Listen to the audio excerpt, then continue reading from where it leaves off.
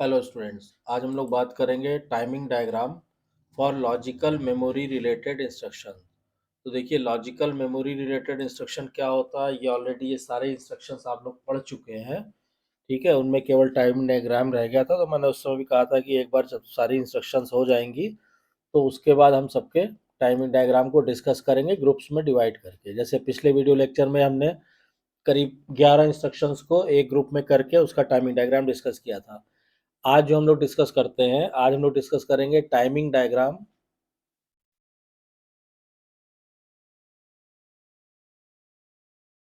Diagram for logical memory related, for logical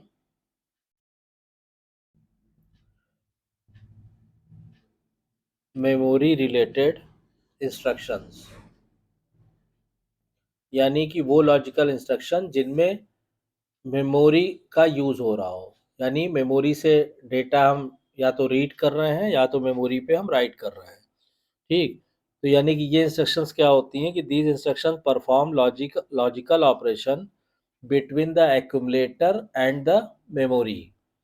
ठीक है, the memory location is pointed by the HL register pair. और इसमें कौन कौन सी इंस्ट्रक्शन आती हैं, ये सारी इंस्ट्रक्शन के बारे में हम लोग पढ़ चुके हैं। जैसे आपका ANAM हो गया, उसके बाद XRAM हो गया, फिर है आपका ORAM। ठीक है, उसके बाद है आपका कंपेयर एम, CMP-M। ये जो चारों इंस्ट्रक्शन है, इसमें देखिए मेमोरी लोकेशन का यूज हो रहा है। इसमें जो डेटा का ट्रांसफर है वो एक्यूमुलेटर से मेमोरी में या मेमोरी से एक्यूमुलेटर में होता है।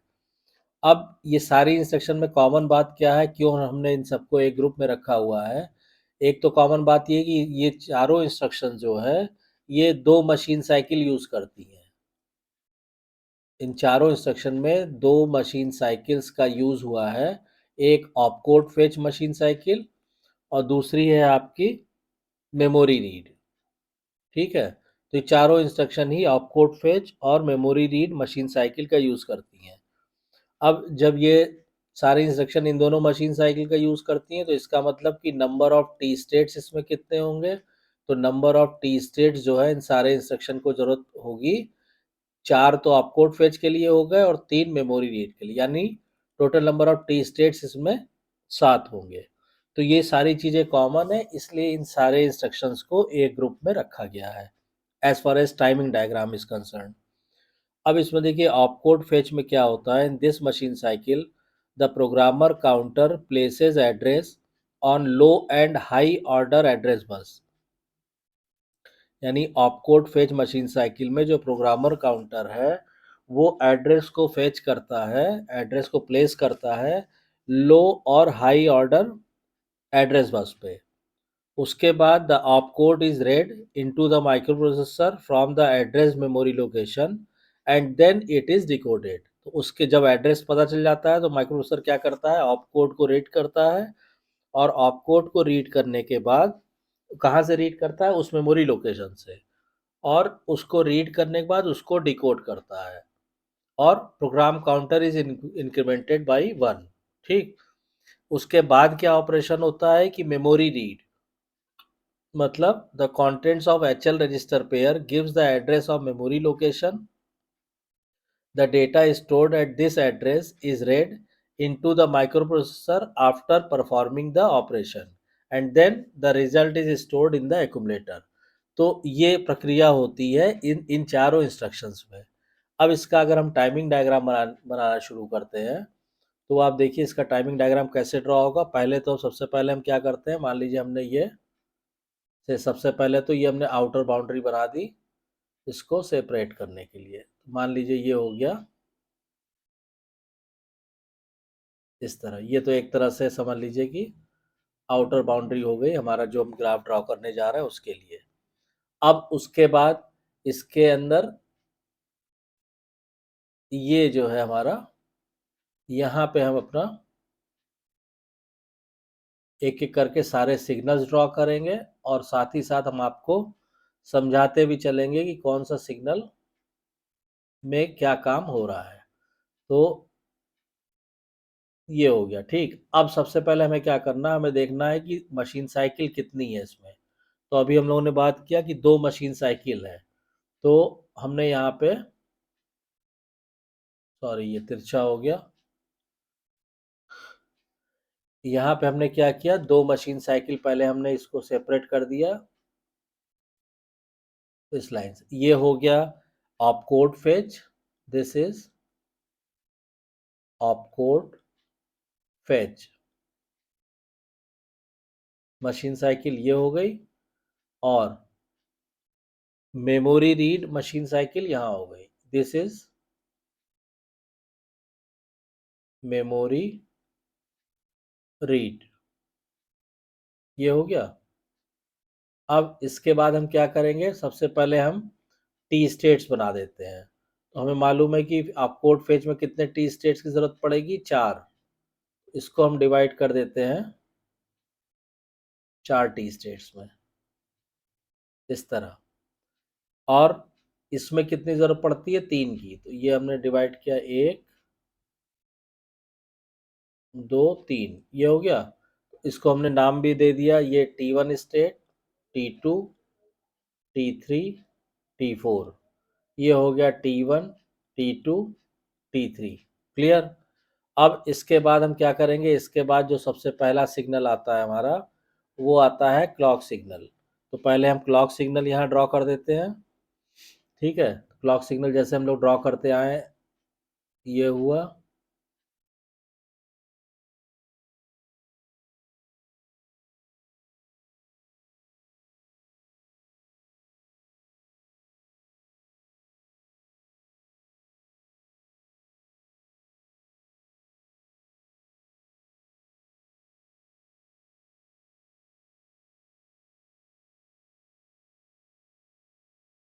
ये हो गया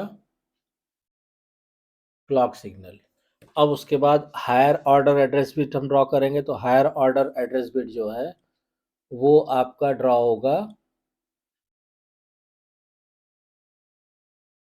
पहले T1 से स्टार्ट होगा और T3 तक। तो पहले आपने ये बनाया, यहाँ से लिया आपने ऐसे, और ये कहाँ तक जाएगा, T3 तक, ऐसे।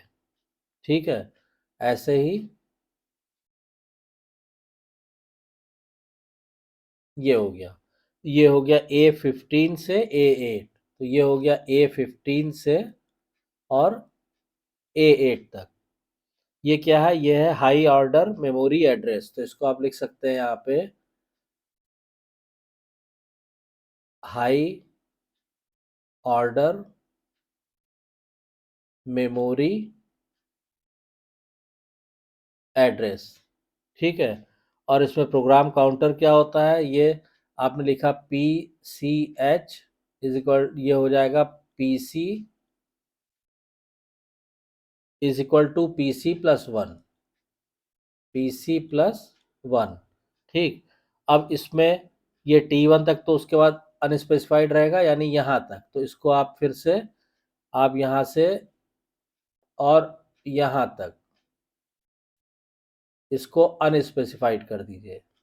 ठीक है, तो ये हो जाएगा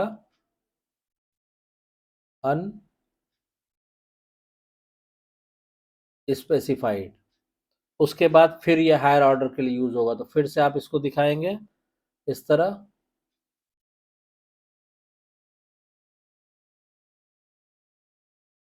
ये। ठीक है, ये एच रजिस्टर का यहाँ डाटा लोड होगा। तो ये हमने लिखा एच रजिस्टर, और फिर यहाँ पे लिख दिया हाई ऑर्डर मेमोरी एड्रेस, क्योंकि यहाँ से मेमोरी रीड वाली मशीन साइकिल शुरू हो जाएगी। तो उसमें क्या होता है कि H register, higher order bit में HL रजिस्टर के पेयर के एच रजिस्टर से डाटा लोड होता है। तो यहाँ पे एड्रेस लोकेशन लोड हो जाएगा। और अब बाकी के जो लोअर ऑर्डर एड्रेस और डाटा बिट बचे हैं वो यहाँ पे।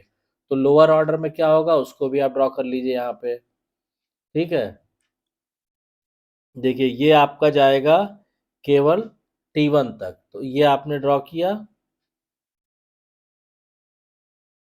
ऐसे, यहीं तक। ठीक है, फिर ऐसे, और मान लीजिए यहाँ तक, यहाँ पे ये क्लोज हो जाएगा।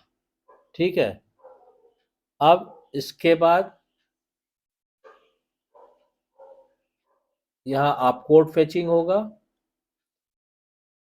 T3 T3 टी स्टेट में ये हो गया ऑप कोड फेचिंग इसमें, ये।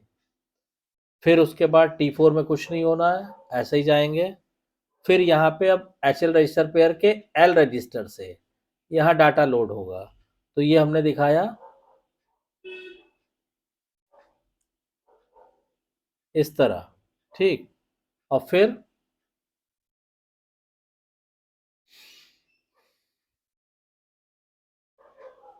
ये इसमें ये देखिएगा कौन से टी स्टेट में क्या काम हो रहा है। अगर ये नहीं क्लियर हो रहा है तो आप जो शुरुआत में मैंने टाइमिंग डायग्राम जब समझाया था तो उन लेक्चर्स को रिफर कर लीजिए, एकदम क्लियर हो जाएगा। तो ये जो बिट्स हैं आपके AD7 से AD0, ये जो लोअर ऑर्डर एड्रेस बिट है, इसमें जब आप कोड फेच साइकिल में क्या होगा, तो ये आपका PCL, मतलब इसमें लो ऑर्डर मेमोरी एड्रेस लोड होगा। लो ऑर्डर मेमोरी एड्रेस, ये आप लिख लीजिएगा।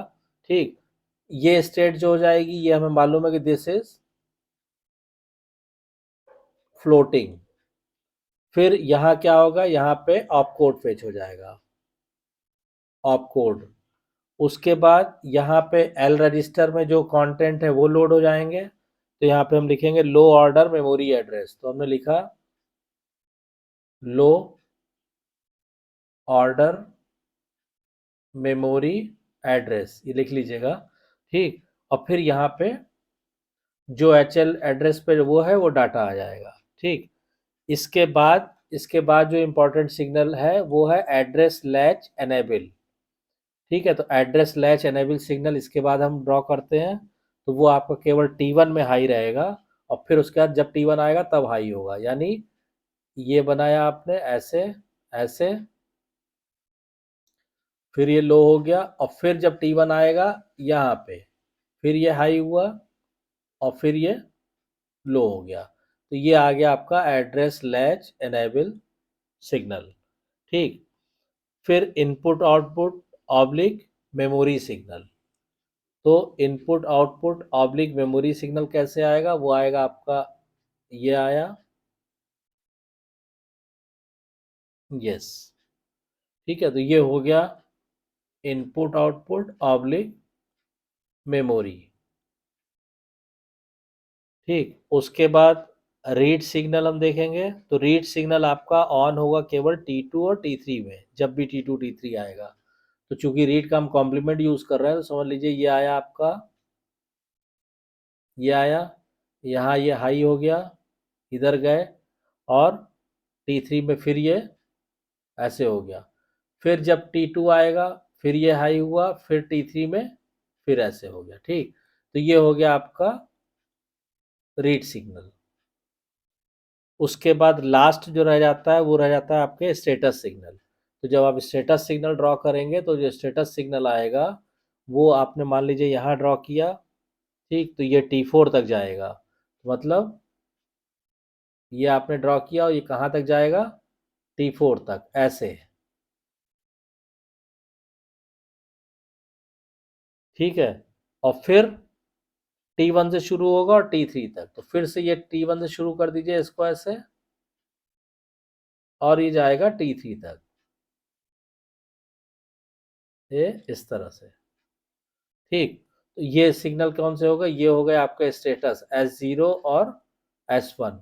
इनकी क्या स्थिति रहेगी, देखिए यहाँ पे तो S0 1 रहेगा ऑपकोड फेच साइकिल में, और S1 भी 1 रहेगा। ठीक, अगर टाइमिंग डायग्राम नहीं समझ में आ रहा है तो इनिशियल में जो मैंने केवल टाइमिंग डायग्राम डिस्कस किया हुआ है ऑपकोड फेच साइकिल के लिए, मेमोरी रीड साइकिल के लिए, मेमोरी राइट साइकिल के लिए, उस उन वीडियोस को फिर से आप रिफर कर लीजिए, तो आपको एकदम कॉन्सेप्ट क्लियर हो जाएगा। क्योंकि उसमें वो सारी चीज़ें हमने बताई हैं कि क्लॉक सिग्नल क्या होगा, एड्रेस बिट्स में क्या होगा उस दौरान, एड्रेस लैच एनेबल हाई होगा कि लो होगा, सारे को मैंने एकदम डीप में डिस्कस किया हुआ है। तो ये हो गया आपका स्टेटस सिग्नल यहाँ पे। और जब आप मेमोरी रीड साइकिल में आएंगे तो यहाँ पे S0 तो हो जाएगा 0। ठीक है, और S1 हो जाएगा 1। ठीक, तो इस तरह से ये आपका टाइमिंग डायग्राम आ जाएगा लॉजिकल मेमोरी रिलेटेड इंस्ट्रक्शंस के लिए। तो आई होप कि आपको ये क्लियर हो गया होगा। अगर कोई डाउट या कंफ्यूजन है तो प्लीज़ कमेंट लाइन में कमेंट करके पूछिए। फिर से आपसे रिक्वेस्ट करूंगा, जो प्रीवियस टाइमिंग डायग्राम की वीडियोस डाली गई हैं चैनल पे, उनको रिफ़र कर लीजिए, आपको एकदम कॉन्सेप्ट क्लियर हो जाएगा। और फिर भी अगर कोई डाउट या कन्फ्यूज़न रहता है तो कमेंट लाइन में कमेंट करके लिखिए। और अगर वीडियो कंटेंट पसंद आ रहा है तो वीडियो को शेयर कीजिए, लाइक कीजिए, चैनल को सब्सक्राइब जरूर कीजिए और नोटिफिकेशन बेल को ऑन कर दीजिए ताकि नेक्स्ट वीडियो की इंफॉर्मेशन आपको टाइम से मिल सके। Thank you.